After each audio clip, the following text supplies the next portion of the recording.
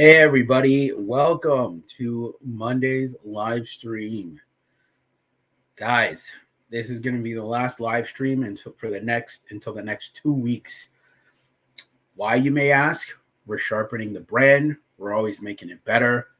And again, for mental health and stuff like that, you don't want to be doing it all the time because we're actually wrapping up season 5. Season 5 has been eventful. It's been fun. It's had its ups, its downs. And me, want to make sure that this brand, as I said, and I'm always going to say it, is a productive tool within your tool belt. I never want to be the tool.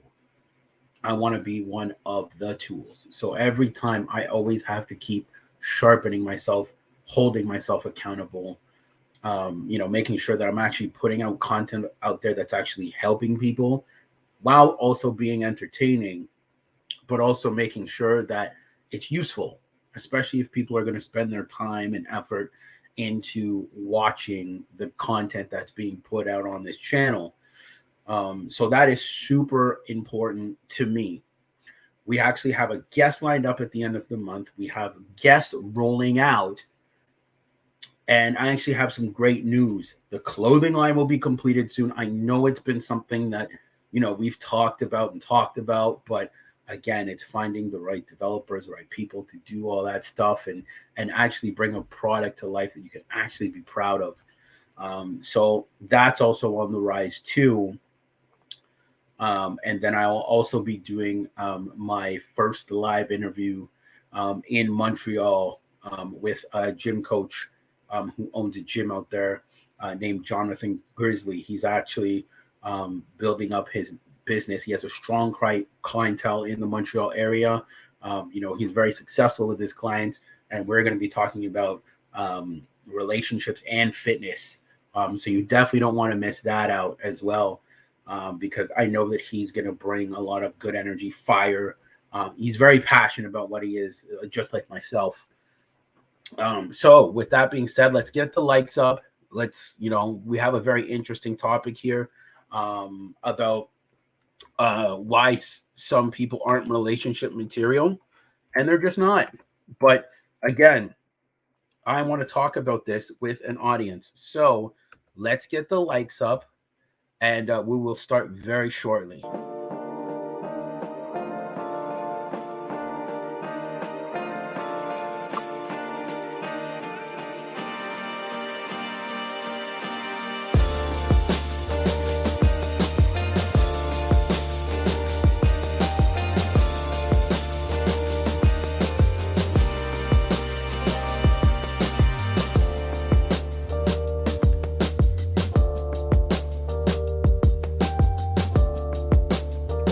Come on, let's get those likes up, guys. Let's get those likes up. Let's have a great conversation tonight for the last live stream for season 5.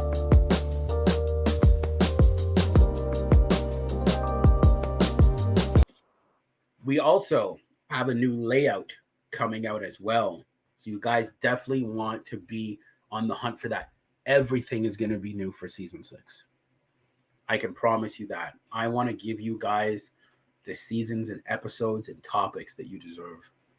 And as I said, I wish that I had this information when I started dating, because I probably would have made better and sound choices if I actually had this information available to me, right? Obviously, again, like I grew up at a time where the internet was just coming in. I'm 36. So at the time, a long time ago, the internet was just kind of finding its wavelengths. They didn't have online dating, Instagram, Facebook, all the tools that we have now, YouTube. So a lot of this stuff you just kind of have to figure out yourself. But now I believe it's an opportunity to advance yourself, get answers that you're always looking for, but always make sure that you get it from the right sources. So let's get into today's video. It's actually going to be a reaction video that we're actually going to be doing. So we're going to be reacting to a video, and the video is called "How Do You Know If Someone Is Relationship Material?" Right? And again, it ties into the title, why some people aren't relationship material. So I definitely want to break the video down. It's actually going to be a great one. And you guys can come along for the ride, have a great time, enjoy it before, as I said, before our little break.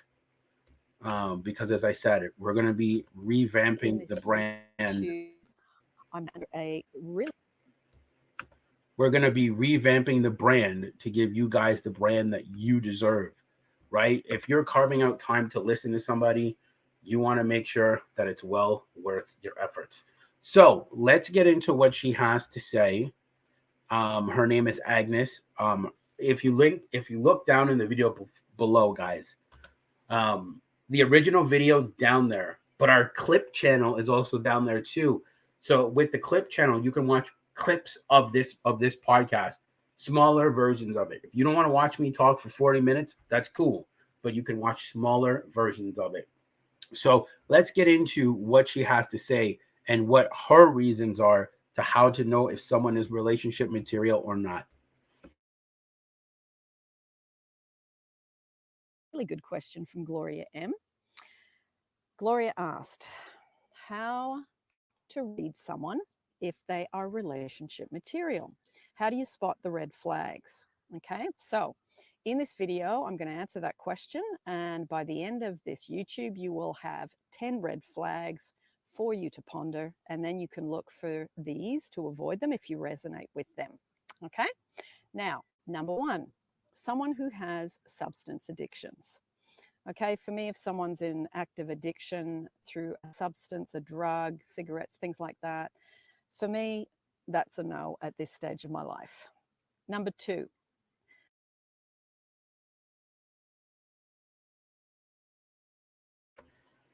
Okay, now I actually want to elaborate on that. That's very interesting, right? And she said someone dealing with substance abuse, right? That's a no for her. I think a lot of the times you have to identify where you're at in life and what your green flags are, right? So I'm going to try to break this down as lengthy as possible to give you guys some more fruitful stuff. This is why you need to know yourself and to know what you can deal with and what you can't deal with, right? That's why it's super important to know that. So, obviously, again, she's an older woman and she's saying at this point she cannot deal with someone with substance abuse because, again, and it's not hating on anybody with substance abuse. I want to make that very clear. That is a real thing. They're getting help. They're fixing themselves. They're trying to get their life back on track, which is awesome.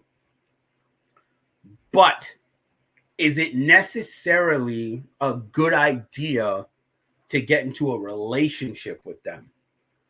Probably not.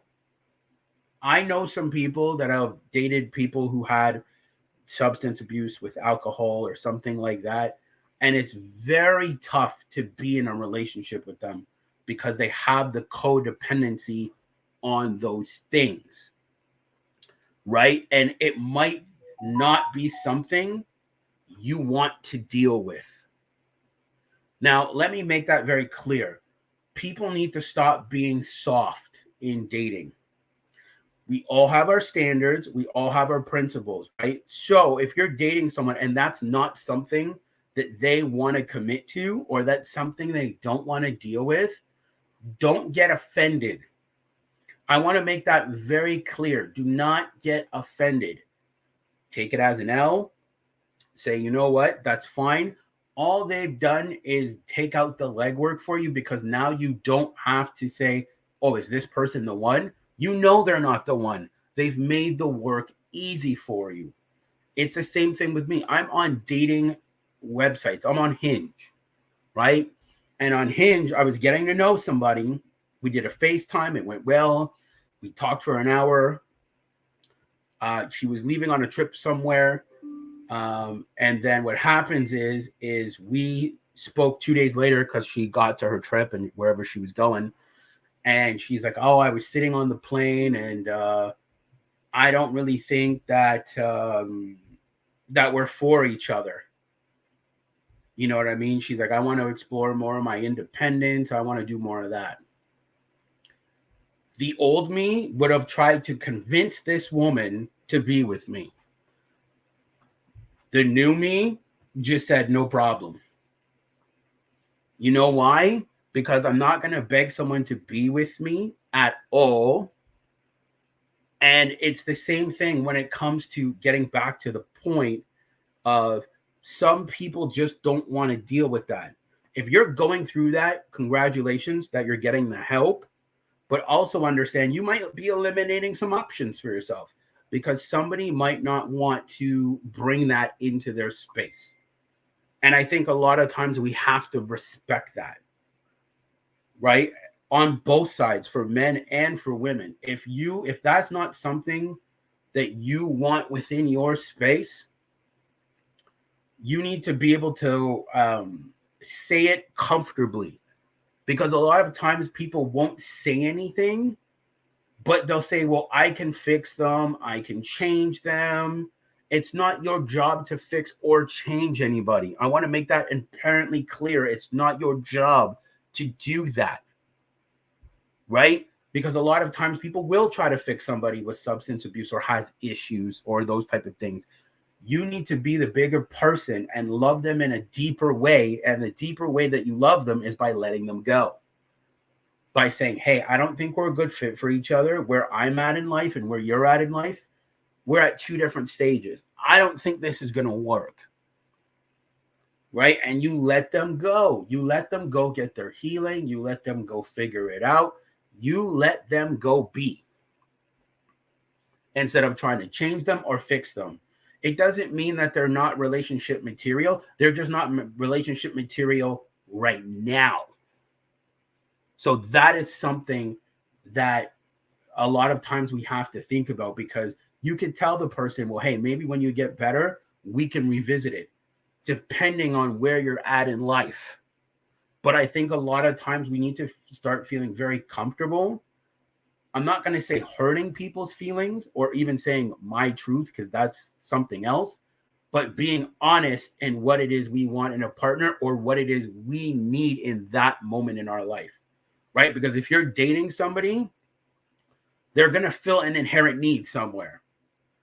So maybe like somebody that has like that type of issue, that might not be an inherent need, something that you want to deal with in that moment.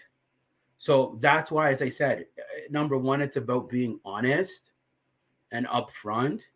This is why you have to figure out how somebody fits into your life as quickly as possible, right? Because always in the beginning, you're always going to get the nice stuff in the beginning. But as you guys get to know each other, walls start to come down, comfortability, all those other things, the curtain falls down. You're either going to like what's behind the curtain or you're not. But I think we owe it to ourselves to find out as quickly as possible where somebody fits into our life, how they fit into our life, and how we can mesh our lives together. If we're both at the same level in life, then the meshing becomes easier, because now we have to find out principles, goals, dreams, all those other things, right? But again, somebody that's dealing with substance abuse is in a different space. It doesn't make them a bad person, different space. So as I said, they might not necessarily be the best person to date at this necessary moment. Doesn't mean you can't revisit it later, but you need to give them the space, the time to go and figure it out. But at the same time, you also have to love yourself and also say, that's not something that I need in my space right now. So let's continue the video and see what other stuff she has to say.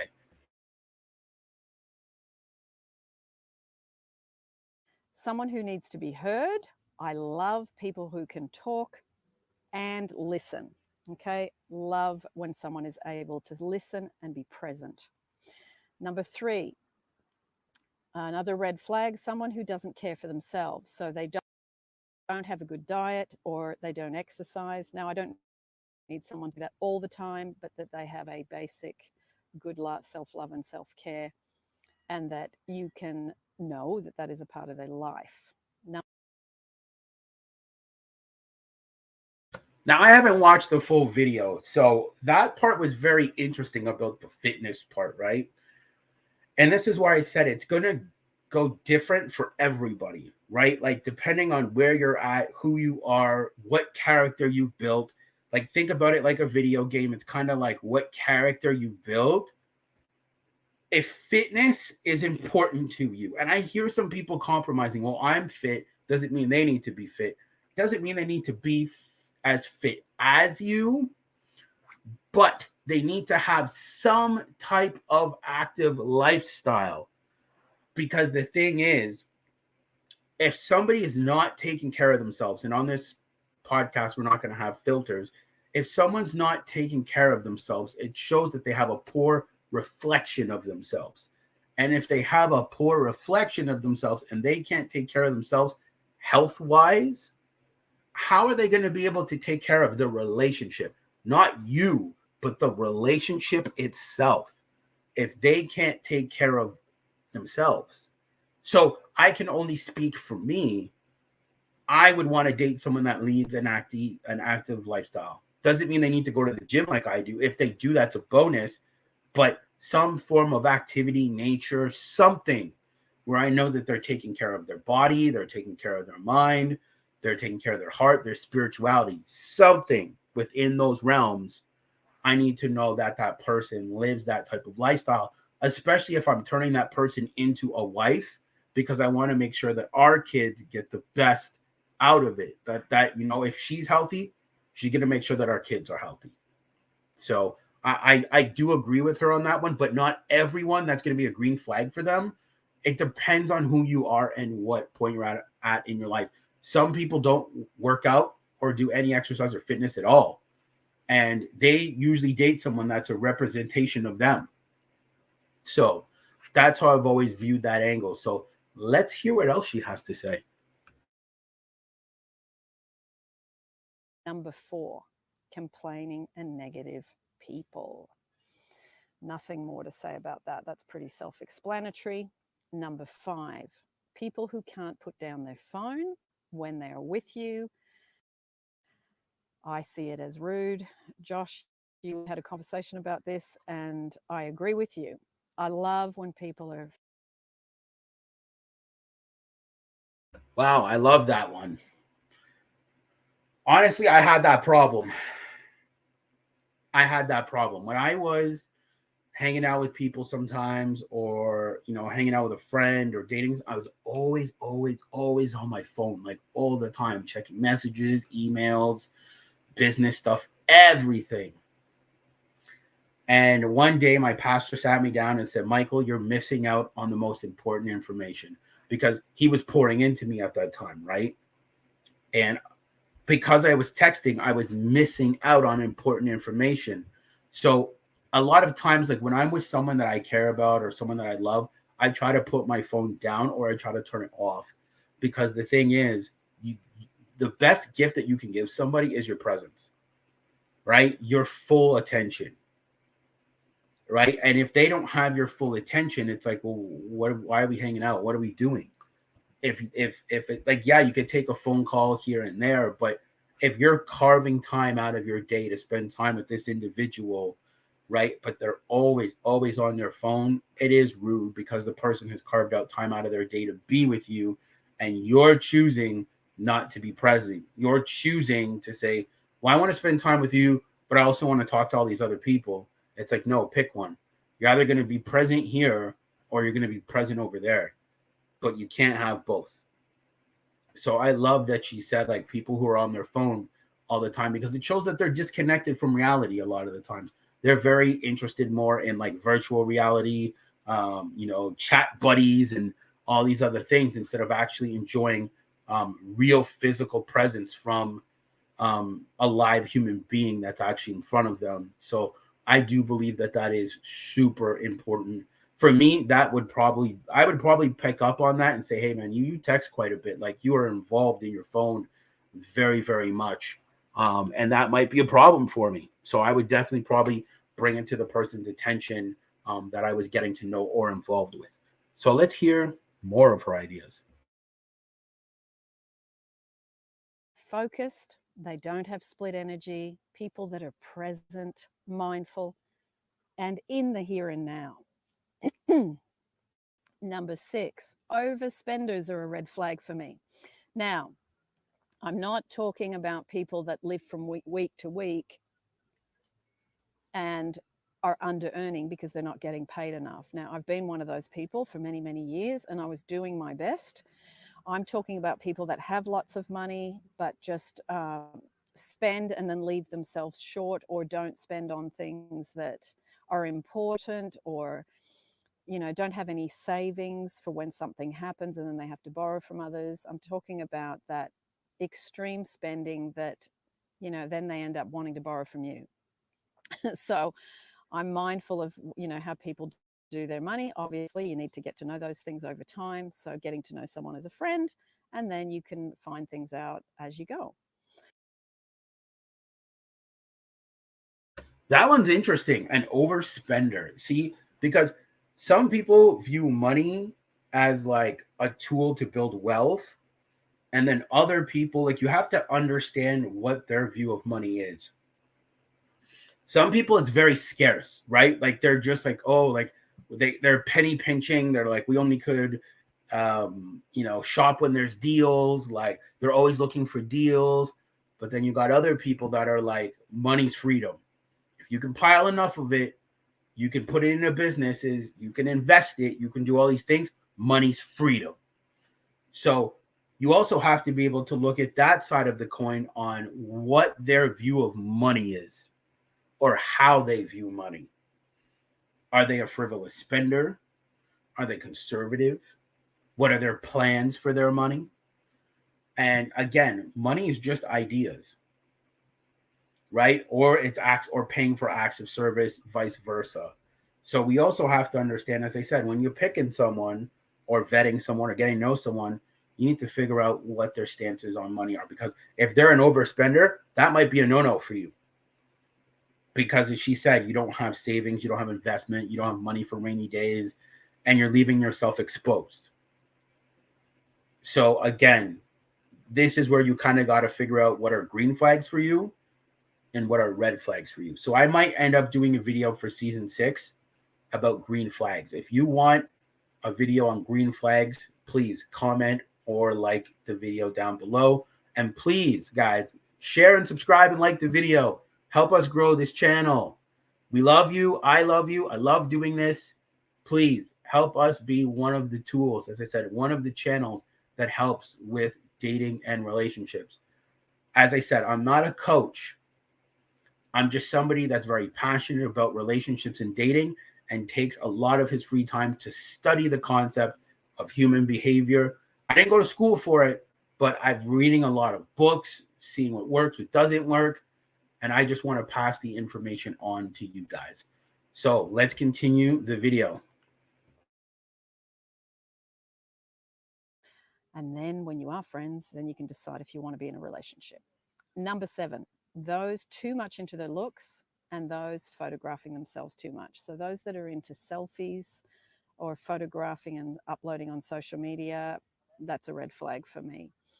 I remember there was a guy in Australia. He had a show called The Bondi Vet. And he said when he wanted to date a woman, he would look on her social media, and if she had more than a couple of photos of herself I think it was per month, he wouldn't date her. And I remember thinking that's really interesting, because if you are into social media, you can see a lot about other people through what they do on those platforms. So you can get lots of good information there.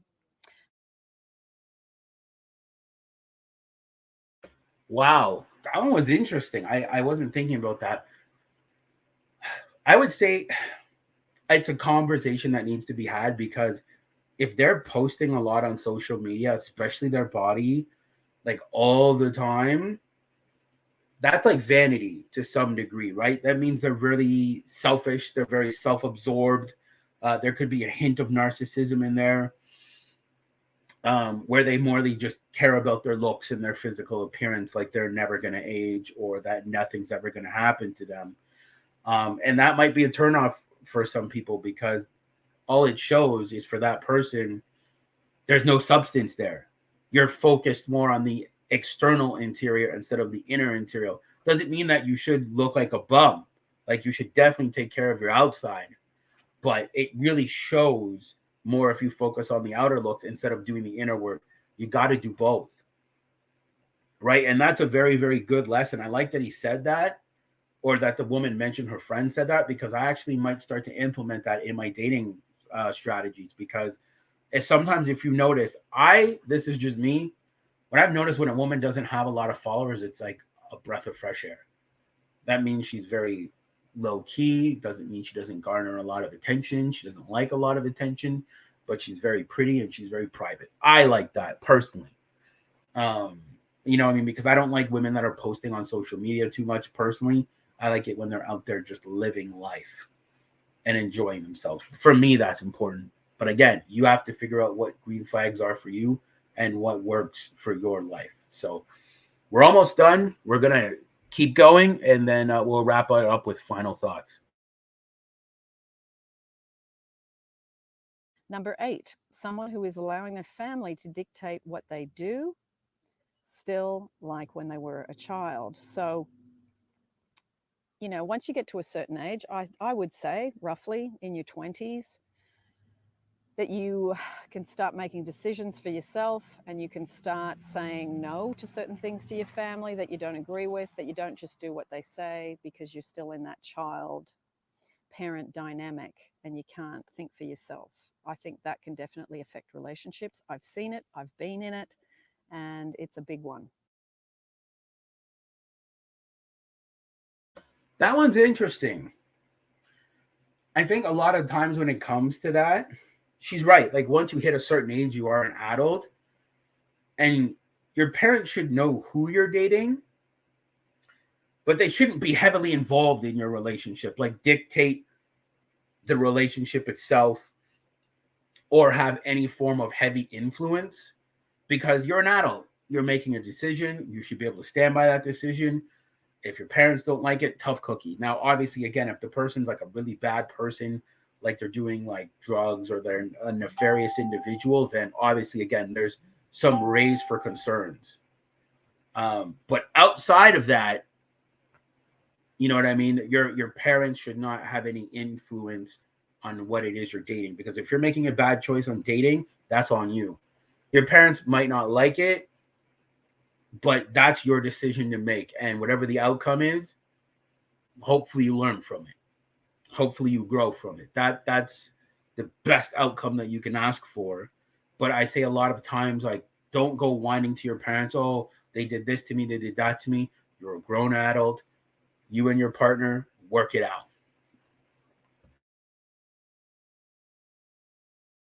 It's a big one. Number 9, someone who takes and doesn't contribute. So I'm happy to give, but if someone just takes every time and then doesn't, think about giving something back, that for me now is, well, you know what, I don't want to be around people that just take. And it doesn't have to be that they give things or that they, give presents or things like that. I'm talking about that, when you get together, that they might contribute a little bit of food, or that you ask them over and then, sometimes they ask you over. I mean, if they're living with other people, no problem, but that they ask you and take you to a nice park. A lot of stuff you can do for free. It doesn't have to be that people spend money on you, but that they think of you and that they're considerate. That's a really big one. I love. Yeah, I think that one's important. You want to be with someone that's considerate, man. Like, you want to be with someone that, like, let's say you guys are living together and she says, hey babe, like, I know you'll be home a little later, dinner will be ready. You want to be with someone that in the morning, let's say you come down, they might have coffee or tea ready for you. Just little gestures of kindness can go a long way. It shows they care. It shows that they're interested. It shows that no matter what we have going on in our lives, I'm willing to show up for you. No matter what it is, time, attention, affection, no matter what. But somebody that's not willing to give, that just takes, again, it leaves you depleted, because you're always going to give, especially if you're a good person, right? But it leaves you depleted at the end of the day. So Healthy relationships are a give and take. So that is something that you guys can remember. Give and take, right? It should be like tennis. You hit the ball to them, they hit the ball back, and it's just a friendly game of two people enjoying each other. So she's going to raise the final point. Then we'll give our conclusions, and then we will wrap up the show. Love that. Number 10, final one, people who gossip about people that you don't know, or even people that you do know. I don't personally like to hear gossip. I don't find it interesting. I'd rather talk about how to cook, how to travel, where to travel to, what you're doing for your health, exercise, things like that. I'm not interested in gossip. I'm not interested in celebrity gossip. I'm not interested in any stuff that's online that's, I just, that stuff doesn't interest me. So again, as we know, each to their own. Let me know down below, what are your red flags when you meet people and you're looking at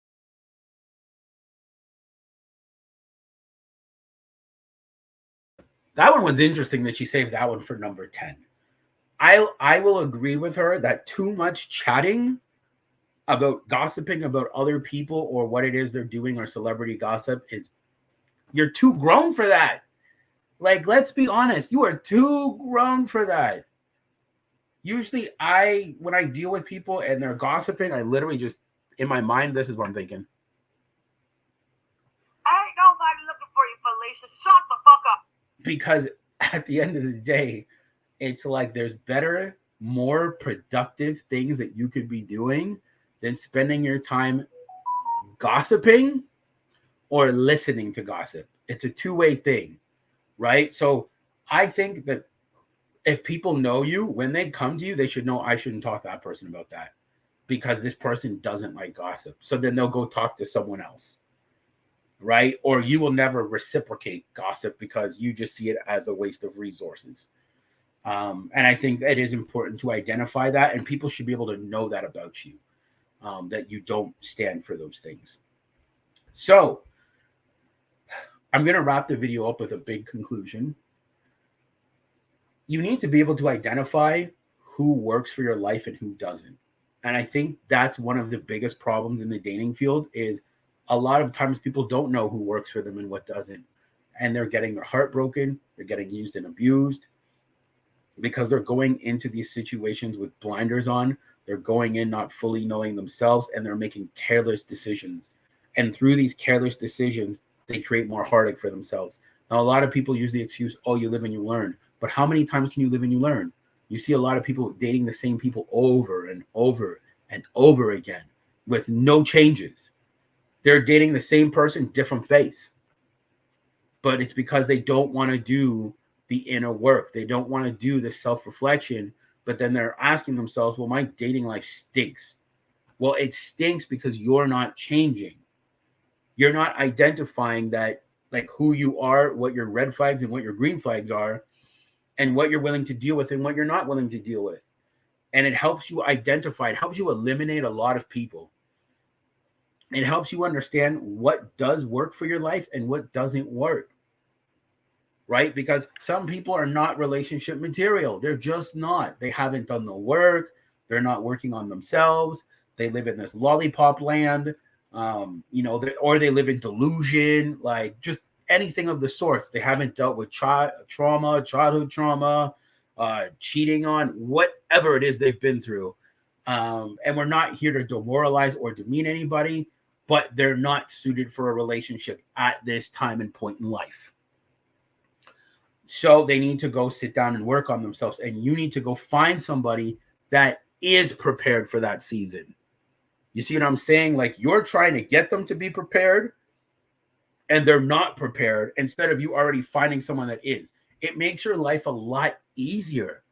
It's like, why are you trying to make your life more difficult? If I'm out here on the dating market, let's say, for example, right? And let's say I want a woman that travels, believes in God, can have deep conversations with, enjoy her company. She's very affectionate, gentle, feminine. Why am I going to date somebody, let's say, parties every weekend, likes to drink, post sexy photos all the time? That is not relationship material for me. So I look like the fool if I still continue to pursue this person, knowing they're a bad fit for my life. But because I'm going off of how I feel, I'm creating a problem for myself instead of creating solutions. Instead of saying, look, I don't care how I feel, this girl's not good for me, and stay away. It's the same thing for women. You know the guy doesn't work for you, like he doesn't work for your life. Stay away. So with that being said, look, guys, we're wrapping up the final stream. This is the last one. The next one for season 6 is going to be a banger. And if you're not there, you're missing out, because we're going to, as I said, we're going to have guests. You're going to see some of the new merch. You're going to see a lot of stuff from me for season 6, and I don't want you to miss it. This brand, this love and relationship brand, has been around for 2 years, and it's only going to go up. But we all go up together. You go up with us. And I want you to go up with me. I want you to feel like, damn, I can turn to his channel to get good guidance, good principles. You know what I mean? So I also want you to hold me accountable. As I said, I'm always going to share stories and things from my life going forward and all that other stuff. And I'm going to try to be as real as possible with you guys, because I think when you do this type of content, you put yourself in a leadership position, or you're equipping yourself to talk about certain things or react to certain things. And again, some people are going to come for you. And when they do, you got to be able to have the answers. You have to be able to say, well, this is how I came to this conclusion, or just how you live your life. Your social media is going to tell how you live your life and how you react to things. So look, I appreciate the time tonight. We will see you guys on the 20th. Mark it in your calendar. The 20th is when we're going to be back full in force, season 6. Go, go, go. And I'm looking forward to it. You're going to see a lot more new stuff. If you want to be a part of it, be there. February the 20th, 7 p.m. I'll see you guys then.